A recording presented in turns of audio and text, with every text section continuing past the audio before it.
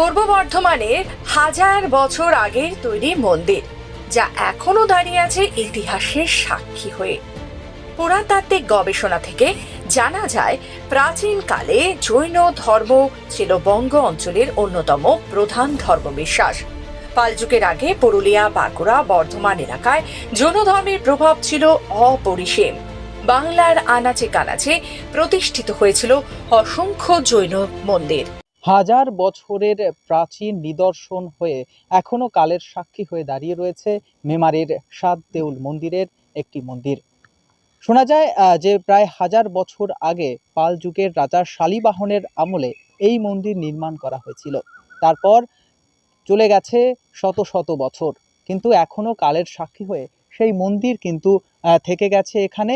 এই মুহূর্তে সেই মন্দির যেরকমটা আপনাদের দেখাচ্ছি, কথিত আছে এখানকার স্থানীয় মানুষ যারা রয়েছেন তারা যেরকমটা অনেকে অনুমান করেন যে এখানে নাকি কোনো এক সময় 7টি মন্দির এইরকম ছিল, কিন্তু কালের নিয়মে কার্যত আর 6টি এই মুহূর্তে নেই, একটি রয়েছে। এবং সেই মন্দিরটি কার্যত বিভিন্ন জায়গা আমরা দেখতে পাচ্ছি খসে গেছে, অনেক জায়গায় কিন্তু ধ্বংসস্তূপে পরিণত হয়েছে। এবং এই মন্দিরটি জানা যায় একটি জৈন মন্দির। মন্দিরের মধ্যে কোনো ধরনের কোনো বিগ্রহ নেই এবং কখনোই এই মন্দির খোলা হয় না এমনটাই কিন্তু জানা হয়। তবে স্থানীয় মানুষ এবং বিভিন্ন জায়গার মানুষ কিন্তু ইতিহাসকে স্পর্শ করতে, ইতিহাসকে একবার ছুঁয়ে দেখতে এখানে ছুটে আসেন। বিশেষ এই মন্দিরটি রয়েছে পূর্ব বর্ধমান জেলার মেমারি থানার অন্তর্গত দেউলি নামক জায়গায় এবং এর সময় এবং এটি বর্তমানে কেন্দ্রের সরকারের অধীনে রয়েছে। তারাই কিন্তু রক্ষণাবেক্ষণ করছেন, তারাই কিন্তু দেখাশোনা করছেন। এই মন্দিরগুলো দেউল নামে প্রসিদ্ধ। দেউল শব্দের অর্থ দেবালয়। কালের প্রকোপে এই দেউলগুলোর অধিকাংশই বর্তমানে ধ্বংসপ্রাপ্ত। পূর্ব বর্ধমান জেলাতেও কিছু দেউল এখনো মাথা তুলে অতীতের স্মৃতিচারণ করছে, যদিও তাদের গায়ে এখন বার্ধক্যের ছাপ।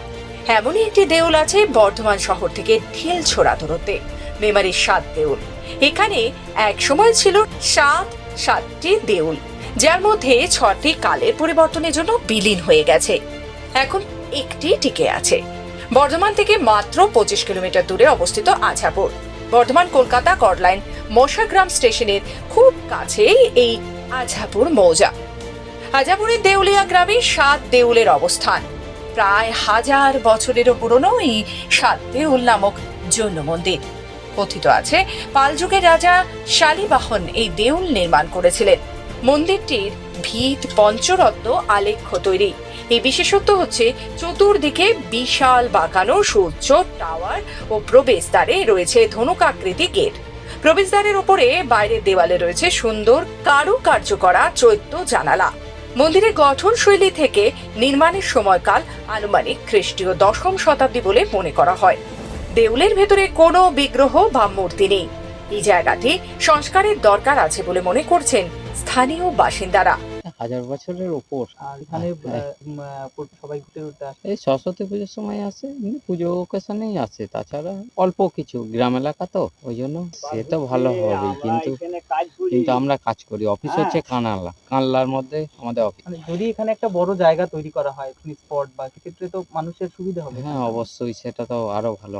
যে ঐতিহ্য বা ইতিহাস দূর দূরান্ত পর্যন্ত পৌঁছে যাবে। পূর্ব বর্ধমান থেকে সুমন বিশ্বাস, খবর বাংলা।